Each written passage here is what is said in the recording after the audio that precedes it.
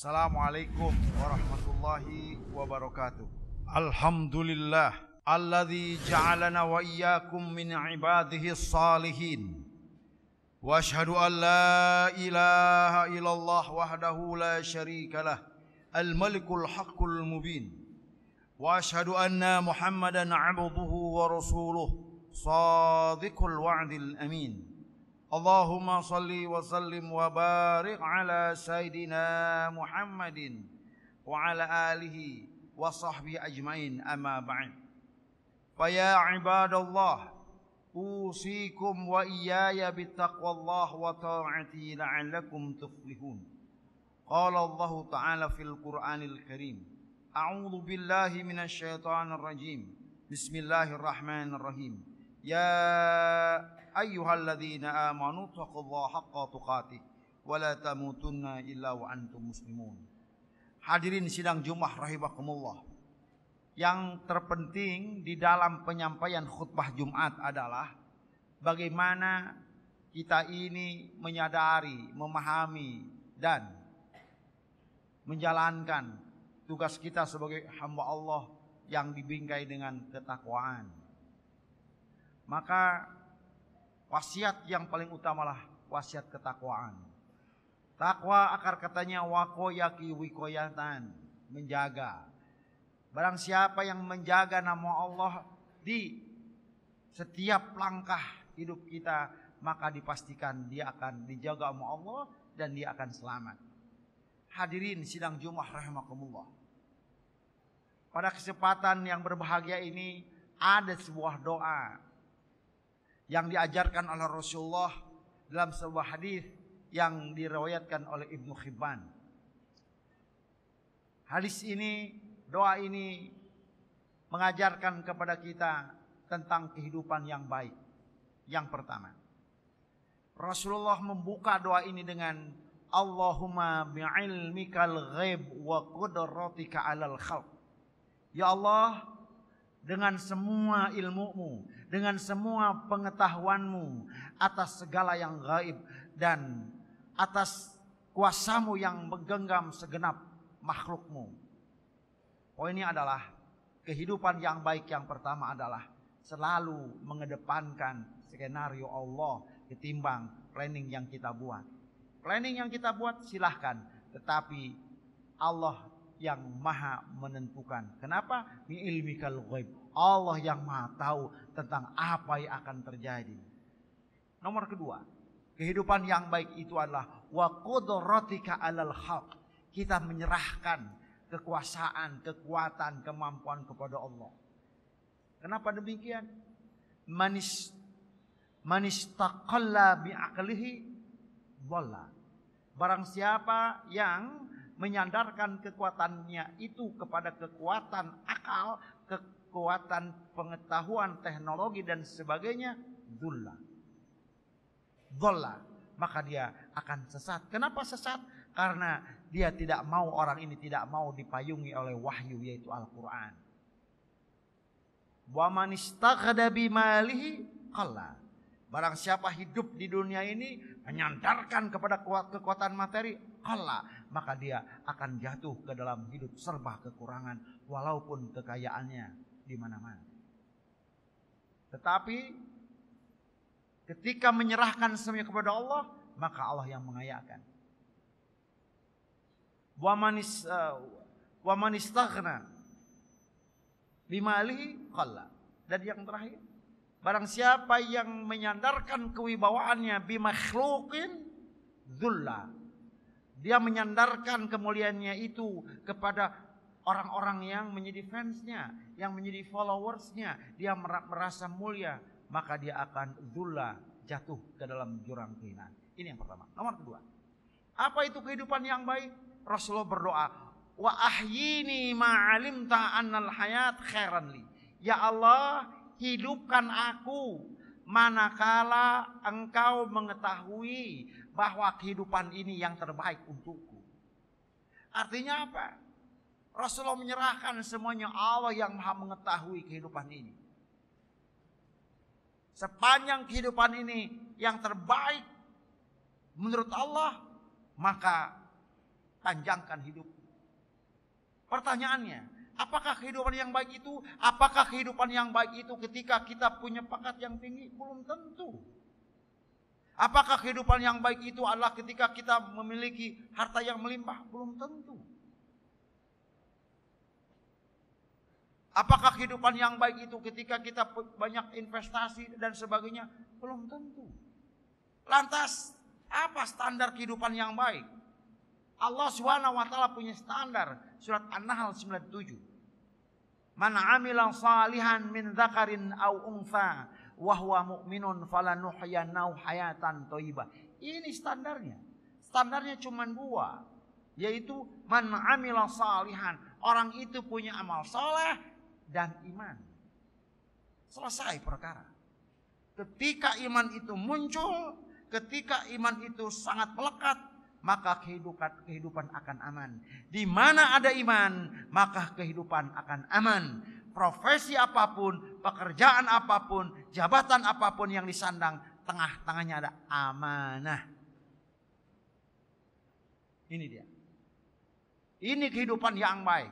Kehidupan yang baik hanya dua. Satu, kita perkuat keimanan kita. Nomor kedua, buktikan keimanan itu dengan amal saleh. Iman dan amal tidak bisa berdiri sendiri. Kita hanya punya iman, tapi tidak punya amal, mohon maaf. Atau sebaliknya, punya amal, nggak punya iman, mohon maaf. Allah menerima dua-duanya, tidak bisa terlepas satu sama lainnya. Nomor kedua, mohon maaf. Nomor ketiga, yang nomor ketiga, apa itu kehidupan yang baik? Kehidupan yang baik adalah watawaffani idza kanatil wafat khairan li. Ya Allah, matikan aku, wafatkan aku pada momen, pada saat kematian itu yang terbaik menurutmu untuk diriku. Ini jangan salah tafsir. Rasulullah tidak minta mati, tapi minta momen terbaik kematian atau husnul khatimah. 2 atau 3 Jumat yang lalu kita begitu terpesona dengan kematiannya Mang Oded, wali kota Bandung. Ini kematian seperti ini. Inilah kehidupan yang baik. Kenapa? Kematian itu awal daripada kehidupan yang hakiki. Pertanyaannya, kalau tadi pertanyaannya adalah apa itu kehidupan yang baik? Standarnya adalah iman dan amal saleh. Yang kedua, apakah kehidupan yang baik itu? Apakah kematian yang baik itu? Apakah kematian yang baik itu ketika kita mati, ketika kita wafat, banyak karangan bunga berjejer di halaman rumah kita sampai ujung gang rumah kita? Apakah itu? Wallahu a'lam. Kita tidak tahu. Apakah kematian yang baik itu ketika kita masuk liang lahat diiringi dengan tembakan salvo 17 kali ke angkasa? Wallahu a'lam. Kita tidak tahu. Apakah kematian yang baik itu ketika banyak orang yang datang ke rumah kita? Wallahu a'lam. Hanya Allah yang tahu. Lagi-lagi kematian yang baik ada standarnya. Standarnya itu lagi-lagi Al-Quran. Ya ayyuhalladzina amanu taqullaha haqqa tuqatih wa la tamutunna illa wa antum muslimun. Hai orang-orang yang beriman, bertakwalah kepada Allah. Jangan dulu kamu mati sebelum dalam keadaan muslim, berislam, menyerah diri kepada Allah. Artinya apa? Ini kehidupan yang baik. Artinya kehidupan yang baik itu adalah ketika kita mempersiapkan kematian di momen yang terbaik. Maka konsekuensi logis, orang yang mengingat mati dan mempersiapkan kematian, dia akan memberikan prestasi dalam hidupnya yang luar biasa. Kenapa? Karena dia berpikir, apa yang kulakukan akan dibawa mati. Maka yang aku harus lakukan adalah yang terbaik. Karena aku ingin kehidupanku menjelang kematian itu penuh dengan kebaikan. Waladatska ummuka yabna Adam bakian wan nas yadhakuna haulaka sururan. Hei manusia, engkau dilahirkan dari perut ibumu dalam keadaan menangis, sedangkan orang-orang di sekitarmu tertawa menyambut gembira atas kedatanganmu. Hadirin sidang Jumat yang berbahagia, jangan sampai momen lahirnya kita ke alam dunia, a'udzubillah, terulang ketika kita mati. Kenapa? A'udzubillah. Kalau ada orang mati, menangis, dan orang lain tertawa, itu ternyata orang itulah troublemaker di masyarakat. Maka masyarakat bilang, kenapa bukan dari dulu dia mati? Kampung ini akan tenang ketika dia mati. Dan dia sendiri dalam keadaan menangis. Kenapa? Allah sudah memvisualisasikan tempat dia kembali. A'udzubillah. Lantas bagaimana seharusnya? Wahris ala amalin takunu bihi ila. Banyak-banyak kita ini beramal soleh. Ketika kita mati, giliran kita tersenyum. Kenapa? Allah sudah menunjukkan tempat kembali kita, yaitu datuk kita Adam alaihissalam, yaitu di surga. Sementara orang-orang menangis. Kenapa? Karena ketika kita hidup, kita ini selalu berbagi dan memberi, orang lain itu kehilangan. Mereka menangis sedangkan kita tersenyum. Nomor keempat.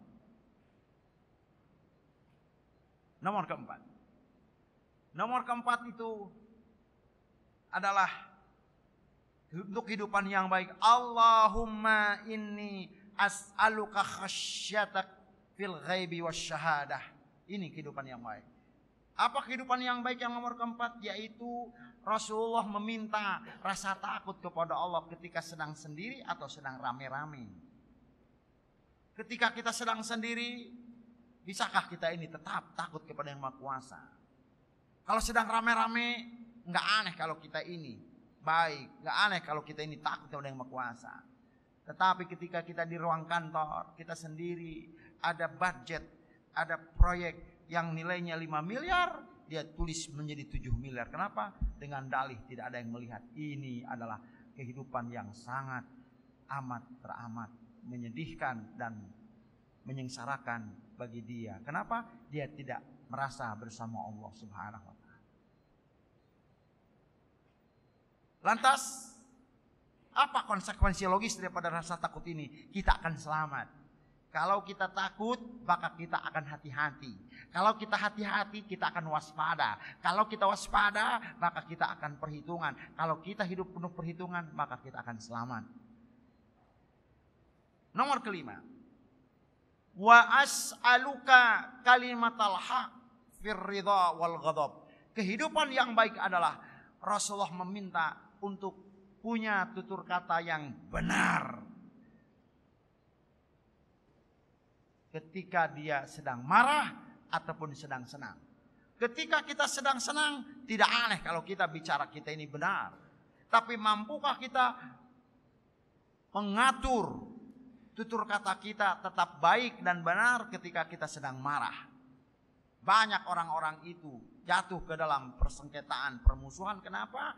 Ketika dia ini tidak mampu lagi menyusun kata, merangkai kalimat yang baik, yang akhirnya terjadilah centang perenang. Tetapi ketika kita ini dalam bagaimanapun kita berbicara dengan baik dan benar, maka kehidupan baik pun akan datang kepada kita. Yang terakhir, wa as'alukal qasda fil ghina wal faqr. Apa kehidupan yang baik itu kata Rasulullah? Pola hidup sederhana. Ketika kita sedang kaya, ketika kita sedang berkecukupan, atau kita sedang miskin, sedang berkekurangan. Kalau kita sedang kekurangan, setiap orang bisa sederhana. Ketika kaya ketika kita sedang dalam keadaan kekurangan, kita bisa sederhana. Lantas maksudnya apa ketika kita sedang kaya sederhana? Ketika kita sedang berkecukupan atau sedang kaya kita sederhana, itu artinya kita gunakan kekayaan kita untuk berbagi dan memberi. Kita gunakan kekayaan kita ini untuk hal yang bermanfaat. Ini adalah hidup yang sederhana. Lantas bagaimana hidup sederhana ketika dalam kekurangan? Dia ini tidak menggadaikan akidahnya, tidak menggadaikan ideologinya, tidak menggadaikan keimanannya untuk meraih materi supaya dia lari keluar daripada kemiskinan. Suatu hari Rasulullah SAW masuk ke sebuah kampung, dan ketika itu ada orang gila dikelilingi oleh penduduk kampung. Rasulullah nanya, man huwa? Penduduk kampung mengatakan, innahu majnun ya Rasulullah. dia ini orang gila. Apa kata Rasulullah? La taqul innahu majnun. Jangan katakan dia ini adalah orang gila. Penduduk kampung balik tanya, ya Rasulullah, innahu majnun. Ini orang gila, sudah lihat pakaiannya compang-camping, rambutnya aut-autan. Ini orang gila. Lah, faidan man huwa ya Rasulullah. Kalau begini, ini siapa? Kalau engkau bilang ini orang bukan orang gila, apa kata Rasulullah? Qul innahu musabbun. Dia ini bukan orang gila, dia ini orang yang sedang sakit. Penduduk kampung bertanya, paman huwal majnun. Kalau begitu siapa orang gila yang sebenarnya ya Rasulullah? Apa kata Rasulullah? Al majnun man athara wa man ba'a dinahu akidatahu wa imanahu bi aradhim minad dunya. Orang gila sesungguhnya adalah mereka yang menjual, mereka yang menggadaikan keimanannya, akidahnya, ideologinya, hati nuraninya untuk mendapatkan kenikmatan dunia. Auzubillah. Aqulu qouli hadza fastaghfiru innahu wal ghafurur rahim. Alhamdulillah ala ihsanihi wa syukru lahu ala taufiqihi wa imtinanihi. واشهد ان لا اله الا الله وحده لا شريك له واشهد ان سيدنا محمدا عبده ورسوله الداعي الى رضوانه اللهم صل على سيدنا محمد وعلى اله واصحابه وسلم تسليما كثيرا اما بعد فيا ايها الناس اتقوا الله فيما امر وانتهوا عما نهى واعلموا ان الله امركم بامر بدا فيه بنفسه وثنى بملائكته بقدسه وقال تعالى إن الله وملائكته يصلون على النبي يا أيها الذين آمنوا صلوا عليه وسلموا تسليما اللهم صل على سيدنا محمد صلى الله عليه وسلم وعلى آل سيدنا محمد وعلى أنبيائك ورسولك وملائكة المقربين